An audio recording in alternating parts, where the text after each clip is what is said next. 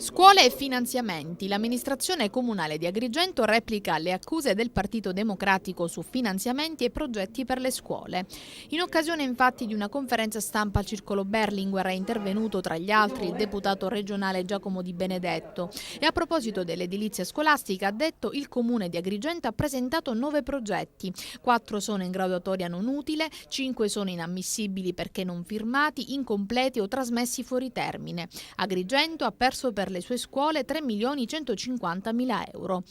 Oggi in riferimento a queste affermazioni interviene l'assessore al ramo Renato Bruno, secondo cui i fatti sollevati riguardano un bando emesso il 15 giugno 2010 dal Ministero dell'Istruzione, di concerto con quello dell'Ambiente. In tale atto, dice Bruno, gli attori principali erano gli istituti scolastici, al pari di quanto avviene per gli altri bandi del programma operativo nazionale che regolarmente vengono finanziati alle scuole per le finalità più svariate, dall'acquisto dei computer alla realizzazione di progetti a sfondo ambientale ed educativo e a cui le nostre scuole partecipano regolarmente. Nel caso specifico, prosegue Bruno, non si trattava di presentare dei progetti strutturati ma soltanto delle proposte richieste di massima, nelle quali indicare in modo generico le somme necessarie per eseguire alcune tipologie di intervento utili per migliorare soprattutto l'efficienza energetica degli edifici scolastici. Per ciò che riguarda in particolare le istanze non ammesse, dice ancora Bruno, si può osservare che i motivi di inammissibilità per le 5 istanze giudicate tali